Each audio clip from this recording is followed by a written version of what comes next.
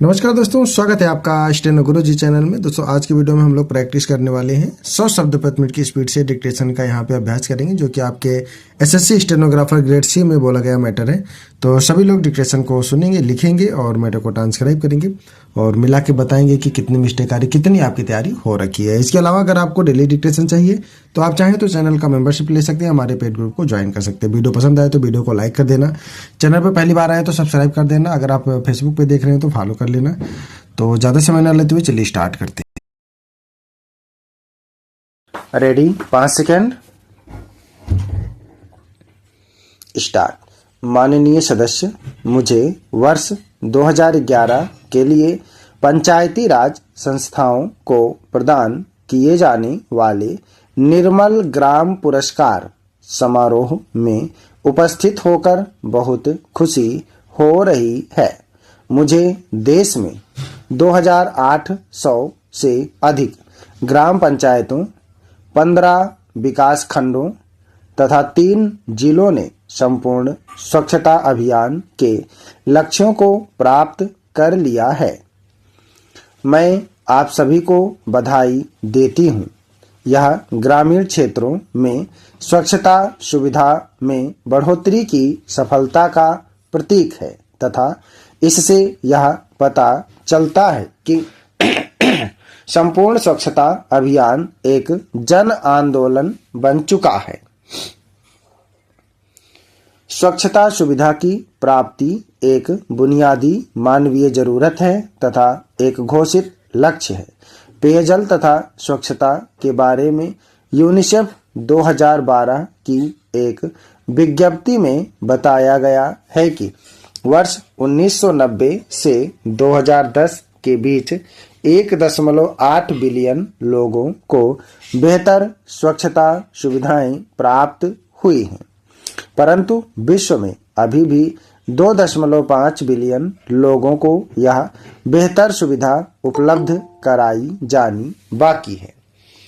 इसमें उल्लेख है कि जिन लोगों को यह बेहतर सुविधा प्राप्त हुई है उनमें 10 में से 4 व्यक्ति भारत अथवा चीन में रहते हैं, परंतु बेहतर स्वच्छता सुविधा से वंचित 2.5 बिलियन लोगों में से बड़ी संख्या अभी भी इन देशों में रहती है।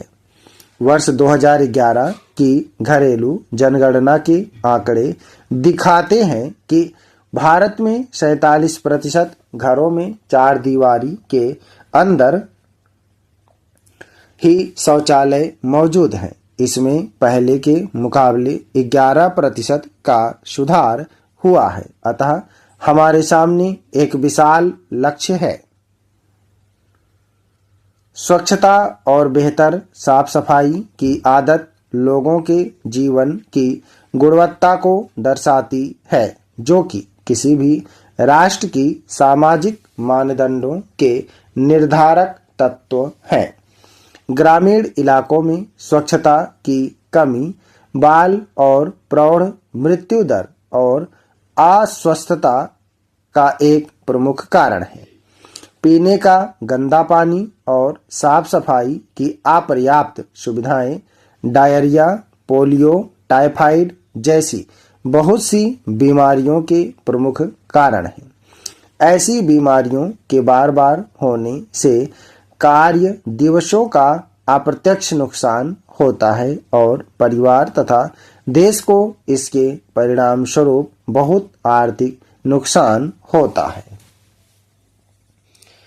बापूजी लोगों द्वारा स्वच्छता के नियम के अनुपालन को उच्च प्राथमिकता देते हैं, जिसके लिए साफ सफाई को सख्ती से अपनाने तथा लोगों के पूर्ण और स्वैच्छिक सहयोग की जरूरत होती है। इसके अलावा गांधी जी का मानना था कि भारत गांवों में बसता है और गांव ही हमारे देश की प्रमुख सामाजिक, आर्थिक और राजनीतिक इकाई है। वह हमेशा देश की ग्रामीण अर्थव्यवस्था को विकसित करने की वकालत किया करते थे। आज देश में लगभग 6 लाख से अधिक गांव हैं और हमारी लगभग 67% आबादी ग्रामीण इलाकों में रहती है। हमारे गांव की तरक्की ही उनमें रह रहे करोड़ों लोगों की तरक्की है। गांवों को स्वच्छता सुविधा प्रदान करने के बापू के प्रिय सपने को साकार करने में देश को सहायता मिलेगी। पेयजल और स्वच्छता मंत्रालय को एक संपूर्ण मंत्रालय का दर्जा प्रदान किया गया है। इसमें स्वच्छता संबंधी मुद्दों को न केवल अधिक प्राथमिकता मिलेगी बल्कि नियोजन और समुचित कार्यान्वयन पर ध्यान केंद्रित किया जा सकेगा। व्यक्तिगत स्वच्छता और साफ सफाई से रहने की आदत बहुत जरूरी है। प्रत्येक बच्चे को बचपन से ही इस आदत को अपनाना चाहिए। इस दिशा में एक अच्छा कदम है कि संपूर्ण स्वच्छता के अभियान के अंतर्गत ग्रामीण स्कूलों और आंगनबाड़ियों को 100% सुविधा प्रदान करने पर बल दिया गया है। स्वच्छता और साफ सफाई के संदेश फैलाने के लिए स्कूल शुरुआती और सही स्थान है और हमारे प्राथमिक स्कूलों में स्वच्छता के बारे में पढ़ाया जाना चाहिए। बच्चे इस संदेश को स्कूलों से घर ले जाएंगे। यह सभी जानते हैं कि स्वच्छता का महिलाओं की गरिमा, स्वास्थ्य और सुरक्षा पर प्रभाव पड़ता है। इन्हें सबका सबसे ज्यादा लाभ होता है और इसलिए वे देश भर में स्वच्छता अभियान की प्रमुख प्रेरक ही हो सकती हैं। इस अभियान में उनकी भागीदारी से बहुत सी उपलब्धियां सामने आई हैं और इससे स्वच्छता अभियान पूरी तरह कामयाब हो पाएगा। गृहिणी से लेकर समाज में स्थिरता प्रदान करने वाले स्तंभ तक महिलाओं की भूमिका बहुआयामी है और उनमें राष्ट्र के आर्थिक कल्याण में योगदान देने की महत्वपूर्ण क्षमता है।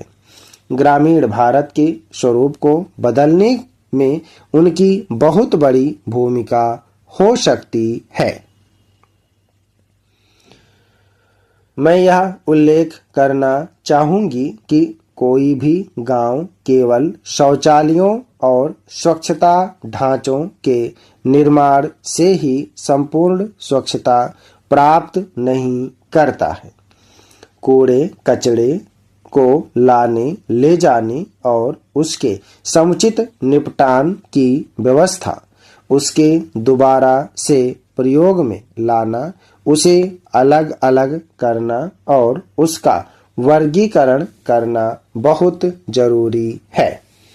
इस संदर्भ में मुझे खुशी है कि मंत्रालय ने संपूर्ण स्वच्छता अभियान के हिस्से के तौर पर ठोस और द्रव अपशिष्ट को शामिल किया है।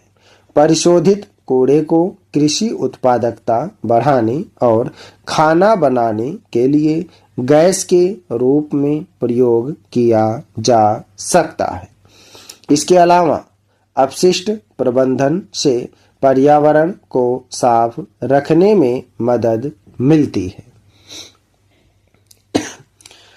मेरा मानना है कि 100% स्वच्छता सुविधा प्रदान करने के बाद भी हमारा कार्य पूरा नहीं हो जाएगा। इसके बाद यह सुनिश्चित करना होगा कि शौचालय चालू रहें तथा लोग उन्हें प्रयोग करते रहें। नई प्रौद्योगिकियों पर निरंतर ध्यान देने की जरूरत होगी, जिससे शौचालय बेहतर ढंग से और कम पानी के उपयोग से कार्य कर सकें। यह आवश्यक है कि ग्रामीण समुदायों को प्रयोक्ता की पसंद के अनुसार तकनीकी विकल्पों की जानकारी दी जाए। जमीनी स्तर पर स्वच्छता संबंधी अच्छी आदतों को प्रोत्साहित करने के प्रयास जारी रहने चाहिए। संपूर्ण स्वच्छता अभियान जैसे कार्यक्रमों की सफलता के लिए भागीदारों और संस्थाओं, विशेषकर ग्राम पंचायतों में व्यापक जागरूकता फैलाना तथा उनकी क्षमता में वृद्धि करना जरूरी है। स्टॉप। धन्यवाद। ओके दोस्तों, आप लोग प्रैक्टिस से सभी लोग मैटर को प्रैक्टिस और ट्रांसक्राइब करेंगे 100 शब्द प्रति मिनट की स्पीड से। ये आपके एसएससी ग्रेड सी का मैटर है, तो अगर एक बार छूटेगा, टफ लगेगा तो दोबारा तिबारा लिखेंगे, जरूर लिखा जाएगा 100 शब्द प्रति मिनट की स्पीड।